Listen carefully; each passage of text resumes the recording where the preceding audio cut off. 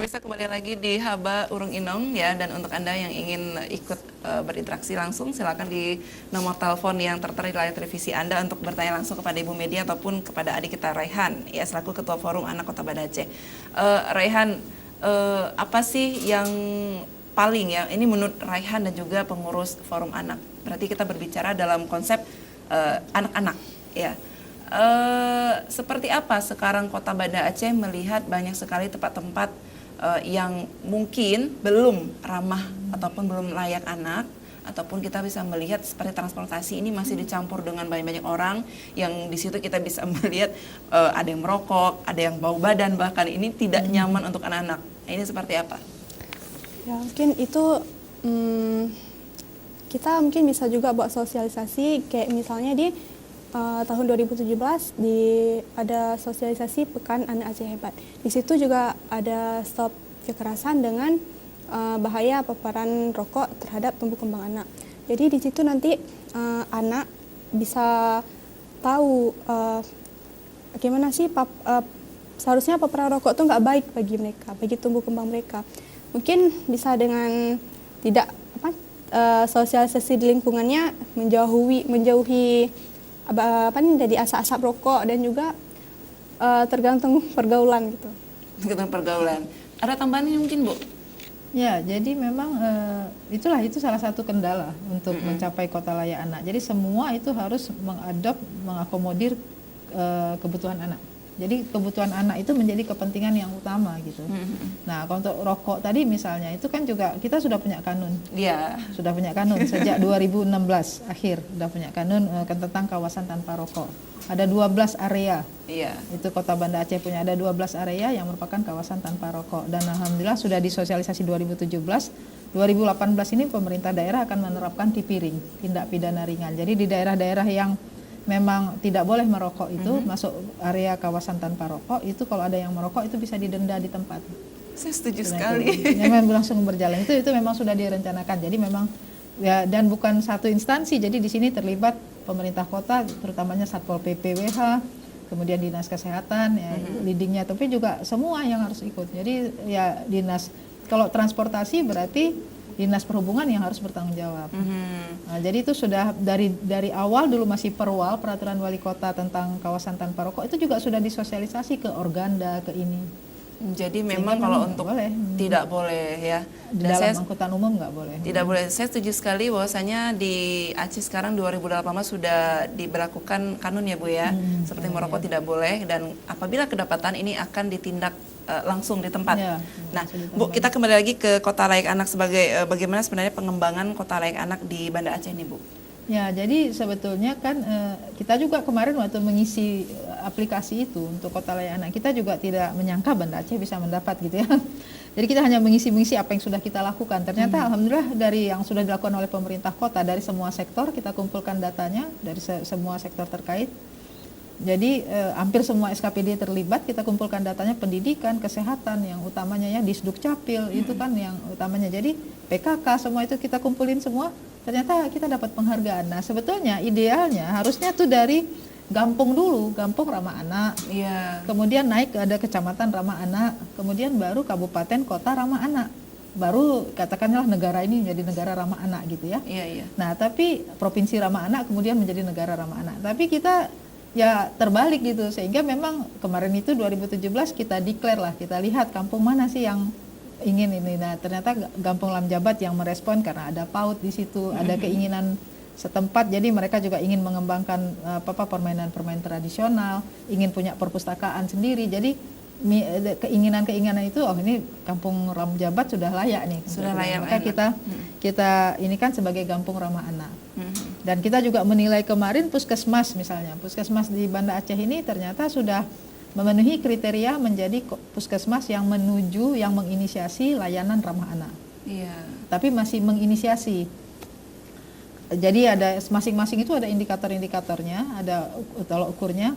Untuk puskesmas ramah anak itu ada 15 tolok ukurnya. Dan kalau 8 terpenuhi itu sudah dianggap sudah menginisiasi. Dan Banda Aceh alhamdulillah sudah terpenuhi semua, kita nilai. yang 8 itu, Iya, tapi iya, untuk betul. 15 ternyata satu puskesmas yang baru. Jadi kita nanti itu puskesmas Meraksa kebetulan juga itu yang kita sedang proses mengajukan kepada pemerintah daerah untuk di SK-kan oleh Pak Wali Kota. Disahkan gitu. juga ya. Disahkan juga. Baik. Ibu, kalau dari DP3A P2KB ini dalam pengembangan forum anak seperti apa nih, Bu? Ya, kalau forum anak, jadi misalkan kita mendorong nih ya, memfasilitasi lah. Jadi untuk ini anak-anak ini, jadi yang pertama kita berharap kegiatan anak-anak ini, jadi mereka ide-idenya itu terus dikembangkan gitu ya, kreativitasnya. Jadi yang buka puasa yang Rehan bilang tadi juga idenya dari mereka gitu. Oke. Mau buka puasa, cuma waktu itu kemana, nah kita beri masukan gitu. Maksudnya lokasinya kemana gitu, anak-anak mana yang mau dituju Yang gitu. membutuhkan juga. Nah, ya, jadi yang membutuhkan, maka pilihannya kemarin anak-anak kampung Jawa gitu ya. Jadi itu dari mereka. Nah, untuk hari anak juga. Jadi kita selalu memotivasi anak-anak ini supaya berkreasi terus gitu. Ini kita mau hari anak nih, apa yang pikirkan kegiatannya. Jadi kita yang membantulah anak-anak ini, mereka yang harus berpikir sendiri gitu. Nah, supaya bakat-bakat mereka itu bisa berkembang gitu. Betul. Nah, jadi kan mereka sendiri juga nanti kan bisa ngajak teman-temannya, oh ternyata kalau untuk ini yang ahli itu teman kita yang sana. Jadi bisa berkembang. Nah, harapannya bahwa forum anak ini ya dengan nanti akan muncul tokoh-tokoh lah dari forum ini ke depannya gitu. Jadi ya kan harus kaderisasi kan. Iya, betul. Nah, Jadi kalau kan untuk Rehan sendiri ada sudah makanya. penggantian berapa kali nih, Bu? Oh, Ini ke-8. Ke-8. Ininya ya ketua forumnya ya, Ketua karena forum. memang begini, kalau mereka sudah lulus, sudah kuliah kan otomatis keluar harus pilih Keluar, lagi gitu. Jadi memang kaderisasi terus gitu. Berapa lama kalau untuk menjabat sebagai ketua, Rehan? Biasanya setahun, tapi tahun ini udah dari 2 tahun. 2 tahun ya? Insya Allah. Bagus juga nih Bu, jadinya 2 tahun dia ya. Oke, Rehan, gimana sih cara Rehan untuk mengajak teman-teman, apakah itu teman les, teman sekolah, teman main segala macam, untuk mengajak, ayo dong gabung sama kita nih, kayak apa sih Rehan? Salah satu yang paling cepat untuk tertarik ya melalui kegiatan. Gini, di kegiatan nih kita bisa sama-sama senang gitu. Kita yang ngelakuin, kita juga yang dapat timbal baliknya. Jadi dapat merasakan susah payah dalam bekerja gitu. Jadi di situ nanti teman-teman bisa tertarik. Misalnya kita melakukan media kreatif. Nanti di situ kita bisa buat satu kerajinan.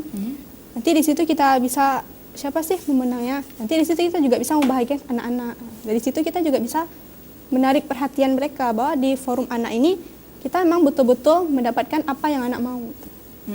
Secara keseluruhan yang paling sering diharapkan oleh anak-anak apa nih? Yang Tentunya, paling mau dari mereka? Berpartisipasi mungkin dalam kerja keras mereka. Itu sih.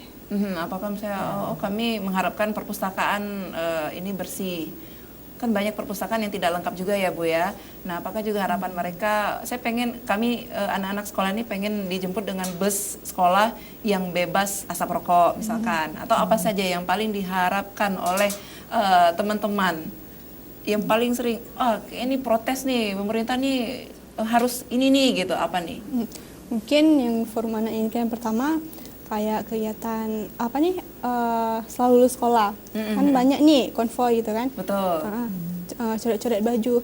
Kenapa nggak kalau misalnya lulus baju itu sebaiknya kan bisa disumbangkan kepada orang yang membutuhkan. Jadi tidak hanya apa guna sih coret baju, yang ada apa guna sekolah 3 tahun kalau akhirnya baju itu nggak kita hargai. Itu kan yang menjadi saksi kalau kita pernah menjadi seorang pelajar gitu. Oke. Baru saya sekali ya Bang. Coret Baju bener ya Bu ya, itu nggak boleh ya. Ada mungkin yang nelpon? Belum ya? Oke, kita tunggu dulu ya. Dan saya langsung ke Rehan kembali nih. Rehan, nanti ulang tahun forum anak ini kapan nih? 4 Mei. 4 Mei, berarti sudah lewat. Nah, nanti ke depannya di tahun ke depan forum anak berulang tahun ya. Saya pengen tahu kapan forum anak pertama kali tanggal 4 Mei, kemudian bagaimana sejarah terbentuknya forum anak? Mungkin dilihat dari mana ya Bu ya? Melalui dari awal perang-perang dunia itu ada sejarahnya sih ya Kak. Itu dari sejarah itu konvensi hak anak. dari hak anak, konvensi betul. hak anak tuh makanya terbentuk forum anak. Oke, Ibu Media, ada anak-anak yang mungkin sudah menjadi korban kekerasan fisik, seksual, ataupun bahkan korban dari kekerasan yang didapat dari orang tua mereka, dan ini mereka menjadi anak yang tertutup, trauma.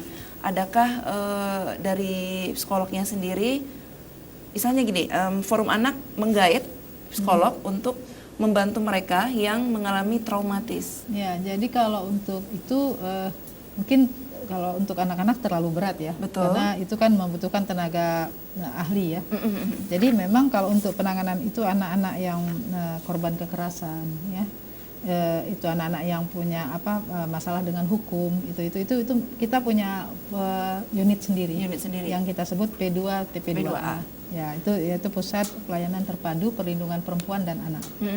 Nah, P2 TP2A ini kalau untuk yang menangani kasus-kasus yang seperti itu Betul, gitu. betul. Nah, di situ di tim P2 TP2A memang ada psikolog, ada lawyer di situ, ada pengacara. Jadi memang dan juga masuk aparat penegak hukum, itu memang ini tersendiri. Jadi tim tersendiri itu yang menangani. Nah, nanti seandainya sudah anak-anak itu sudah netral lah, katakan sudah kembali seperti biasa, mungkin bisa bergabung dengan forum anak untuk kegiatan-kegiatan yang tapi kalau kita tidak membebankan ke forum Iya, anak. betul. Kalau karena itu memang terlalu berat dan itu membutuhkan keahlian tersendiri gitu. Nah, Ibu, seberapa pentingnya sih diciptakan kota layak anak? Kalau menurut saya ya dan Pak Wali juga bahkan mungkin sudah melihat di koran, pernah Pak Wali mengatakan Banda Aceh berkomitmen untuk menjadi kota layak anak pada tahun 2021. Oke. Itu artinya yang tertinggi itu tadi tapi berat ya. Betul. Maksudnya ranking yang tertinggi tadi kita kan sudah menuju nih, tapi masih masih pratama lah. Gitu.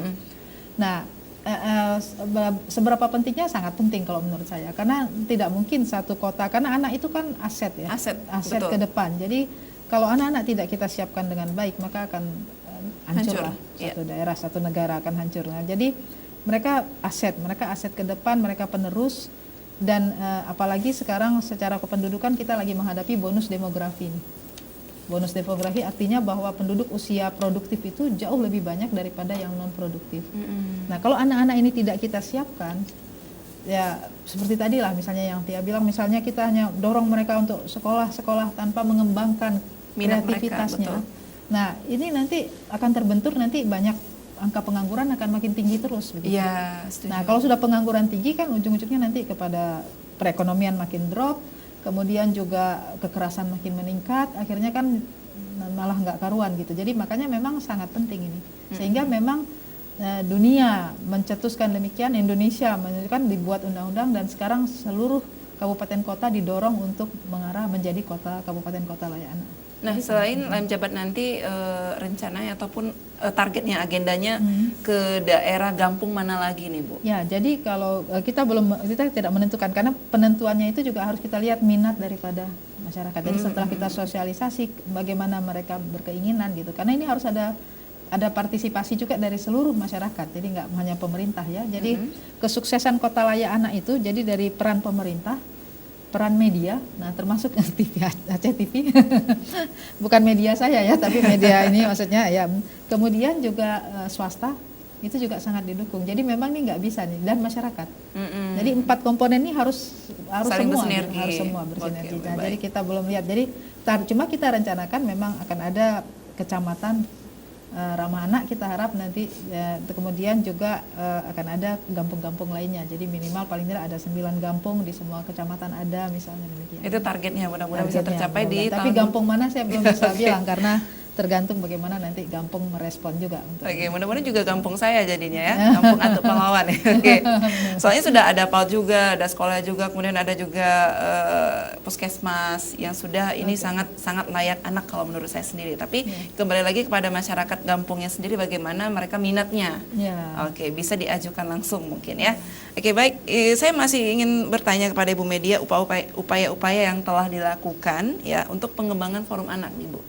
Jadi forum anak, Ya. untuk forum anak. Jadi kalau untuk forum anak ya kita setelah kita bentuk kan itu, jadi sekretariat itu juga baru, jadi kita inginkan adalah tempat berkumpul anak-anak ini. Jadi jangan pindah-pindah ya, kalau pindah-pindah tergantung ada ruang, ada enggak kan susah gitu. Jadi kalau sekretariat mereka punya kantor lah istilahnya. Jadi Ya. kita buat seperti kita anggap sebagai unit sendiri gitu ya. Jadi mereka bisa berkantor juga. Nah itu cuma dan itu yang pertama. Kemudian juga karena anak-anak ini berasal dari banyak sekolah, hubungan mereka dengan sekolahnya masing-masing juga kita berharap juga tetap bisa dikembangkan gitu. Nah jadi juga bisa forum anak juga bisa menjembatani kebutuhan anak-anak gitu. Nah yang nanti bisa disampaikan ke pemerintah gitu. Iya, oke. Ya. Satu lagi nih Bu, saya ingin bertanya kepada Ibu Media bahwasanya anak-anak yang ikut dalam forum anak, ya mereka apakah juga mendapatkan izin langsung atau mereka harus mengisi semacam form ya, ataupun dari pihak ibunya sendiri meminta izin langsung pada orang tua mereka atau bagaimana nih? Ya, nah yang utama kita juga minta izin ke sekolah ya. Jadi sekolah itu ada kerjasama dengan jadi sekolah juga sektor pendidikan juga itu sektor yang salah satu sektor utama lah di dalam pencapaian untuk kota layak anak ini. Jadi ada 5 klaster tuh, salah satunya klaster pendidikan. Jadi ada klaster pendidikan, kesehatan, ada hak sipil, hak anak-anak, itu kemudian ada perlindungan, ada partisipasi ya. Pokoknya ada 5 klaster itu yang harus berperan. Nah, pendidikan itu juga ya otomatis anak-anak ini harus dapat izin dari sekolah, dari orang tua. Iya. Nah, jadi tahu bahwa itu komunikasi. Jadi kita juga tidak berharap bahwa anak-anak mengikuti kegiatan itu tanpa seizin orang tua. Nah, ini anak-anak ini sengaja memang dari beberapa sekolah supaya informasinya kan lebih banyak luas dapat ya informasi luas. Nah, juga mereka bisa belum tentu semua harus mereka usulkan. Jadi misalnya mereka katakan, oh di sekolah sana belum ada pelatihan apa, perlu pelatihan Kespro remaja misalnya. Nah, ini kan nanti forum anak mungkin menyampaikan melalui kami. Nanti kita melingkan ke Kespro remaja misalnya. Kespro remaja itu bisa BKKBN, bisa Dinas Kesehatan. Nah, kita melingkan ke sana gitu. Nanti anak-anak misalnya butuhnya apa? Perpustakaan misalnya. Seperti kemarin Gampung misalnya. Gampung butuh perpustakaan. Kita melingkan jadi ke Dinas Perpustakaan gitu. Nah, jadi keterlibatan semua gitu. Jadi mereka ini tidak berarti harus mereka yang mengerjakan semua enggak juga gitu. Tapi juga mereka mencari informasi apa-apa kebutuhan. Nah, mereka menyaring apakah itu betul. Kan mereka yang tahu, misalnya dibilang di sana butuh ini apa betul, kan mereka yang bisa ngecek gitu. Kalau mereka memang bilang betul ya berarti kita membantu untuk supaya terwujud gitu. Oke. Saya jadi pengen kembali lagi ke masa yang dulu jadinya ya. Pengen jadi anak-anak lagi kita pengen ya. jadi anak-anak lagi gitu karena hebat. di saat saya masih anak-anak juga, ini kan belum ada nih mungkin ya Bu ya, belum di Banda Aceh juga belum ada. Jadi banyak sekali hal-hal yang ingin disampaikan anak-anak zaman dulu yang mungkin tidak bisa direalisasikan saat itu. Nah, mudah-mudahan juga dengan anak zaman now ini seperti Rehan juga kawan-kawannya bisa mewujudkan apa yang menjadi keinginan kami di masa yang lalu. Aduh, bisa nggak sih flashback dulu gitu ke masa yang lalu? Rehan, ini saya tahu orang tua mendukung penuh dengan Rehan terjun langsung di forum anak ya. Ini sebuah hal yang sangat-sangat positif untuk anak-anak juga. Kemudian berapa orang sih anggotanya dari pengurus, berapa orang yang sudah terdata menjadi anggota forum anak? Untuk tahun ini udah terdata di forum anak sekitar 40-an. 40-an juga dari berbagai macam SMA. SMA, SMP. Dan juga SMP. Nah, biasanya nih, ini mengganggu pendidikan nggak sih, seperti jam belajar di rumah jadi terganggu gara-gara gabung di sini mungkin? Enggak. Jadi di sini kita harus bisa mengatur waktu antara sekolah sama organisasi. Jadi misalnya kita mau buat kegiatan, pasti kita buatnya di luar hari sekolah atau di luar jadwal yang bersangkutan dengan sekolah. Jadi nanti organisasi kan juga sebagai pengisi waktu luang. Jadi selain di sekolah, dia juga dapat ilmu di organisasi. Keuntungannya apa aja nih menjadi pengurus forum anak terhadap pendidikan di sekolah ya? Mungkin bisa mendapat setiap sekolah beda-beda kan ilmunya. Jadi nanti di forum anak ini kita bisa bertukar ilmu, bisa bertukar pendapat.